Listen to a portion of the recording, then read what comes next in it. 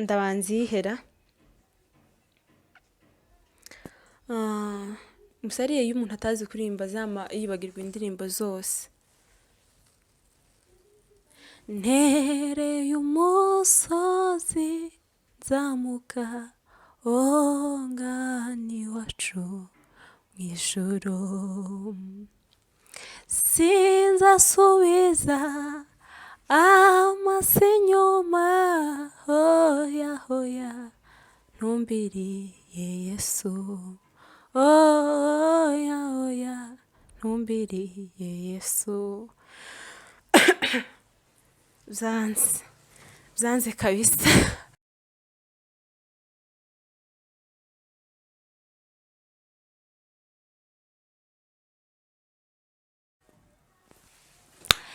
muraho neza, nizere ko mumeze neza.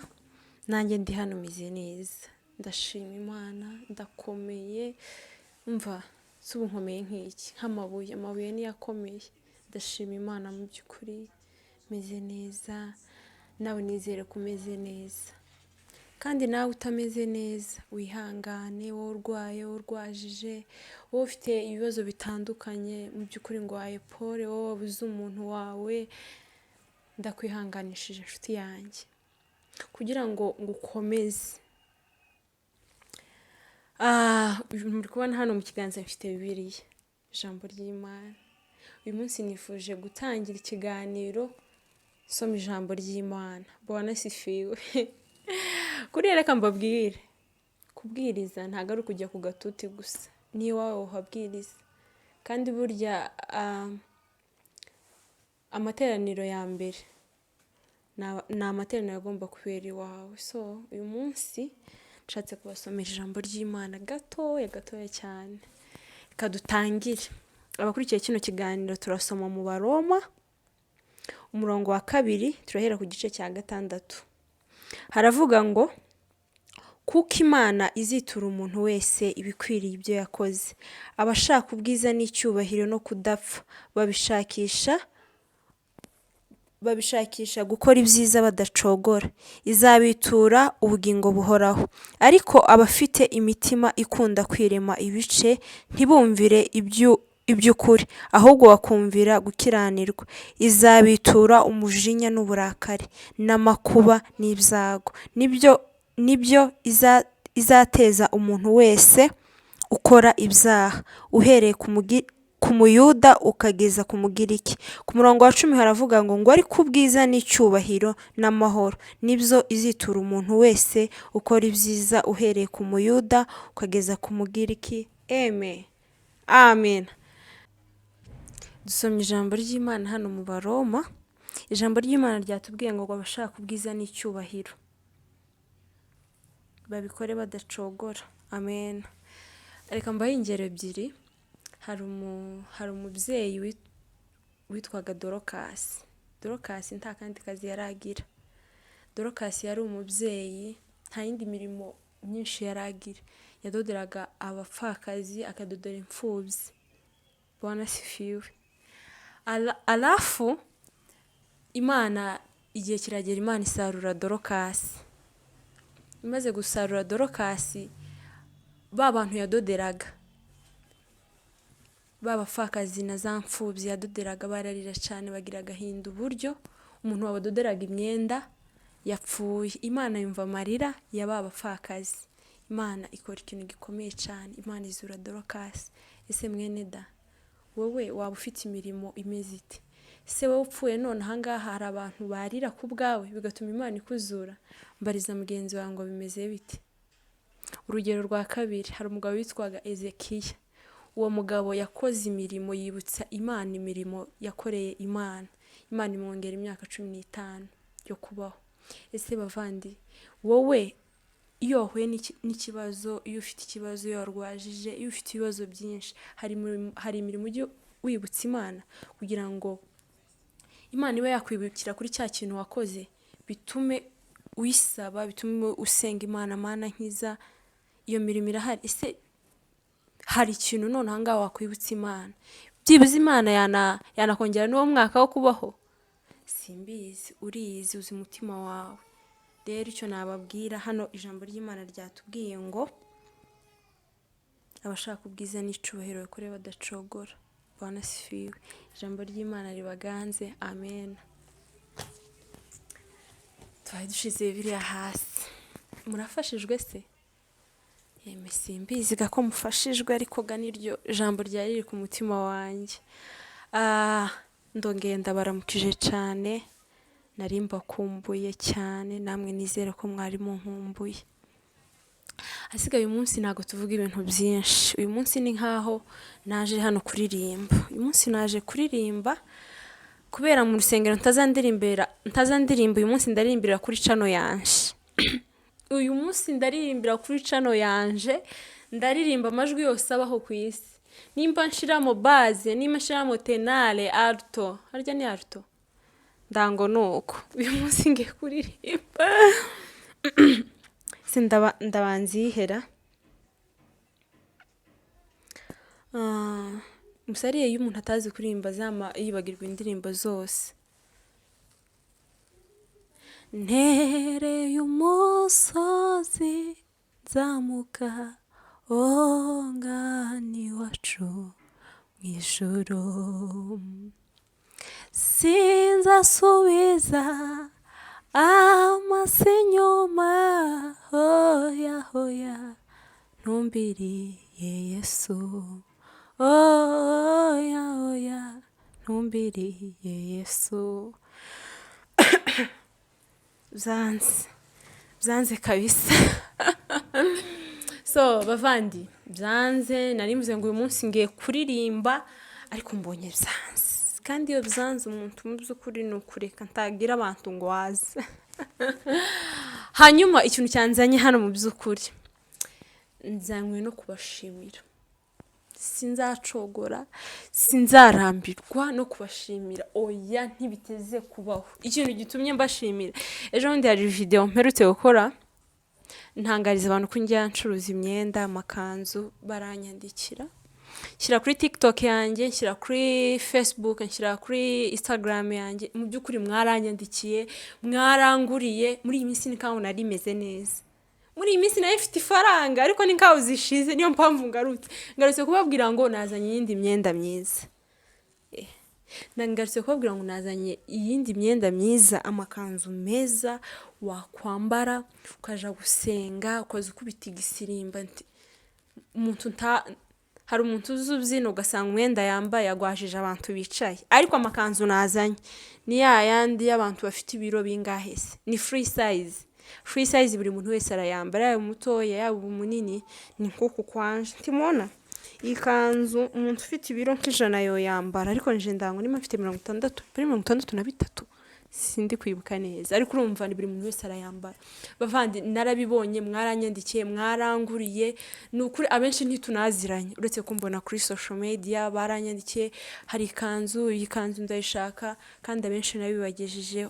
Abantu banguriye, mwandike muri commentaire. Imana ibaha umugisha, bo muri Amerika, bo mu Rwanda, bo muri Kenya, mu Bugande, muri Australia, muri Norvège, muri Canada.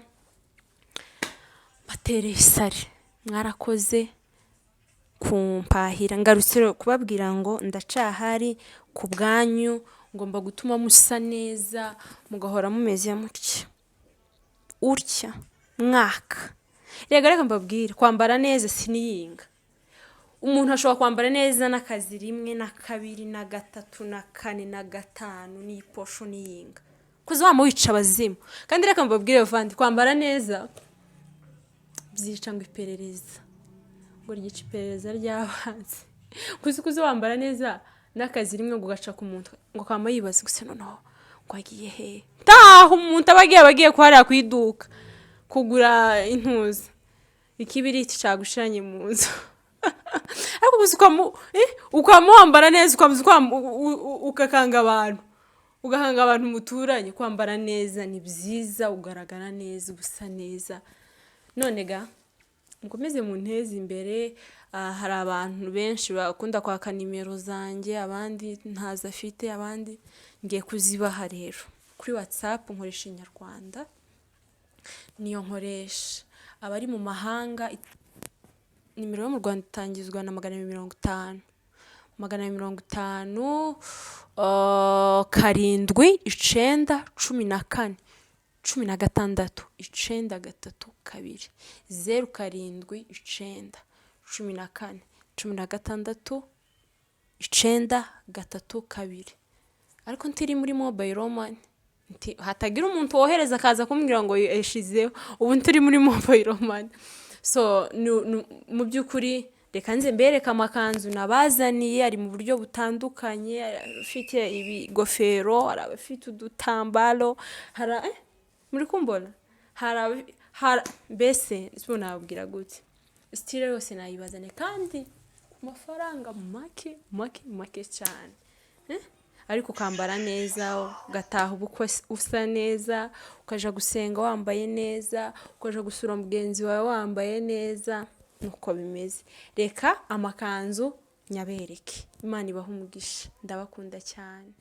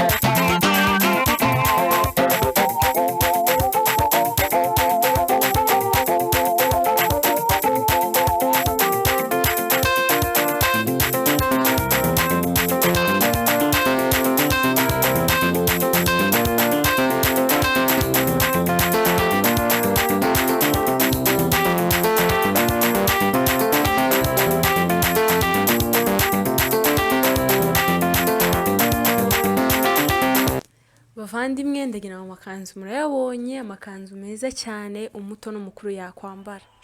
Nizere ko ngiye kongera kubona izindi faranga kandi nawe nimba utafite n'ifaranga ndagukopa nta kibazo, nuzibona uzampamagare.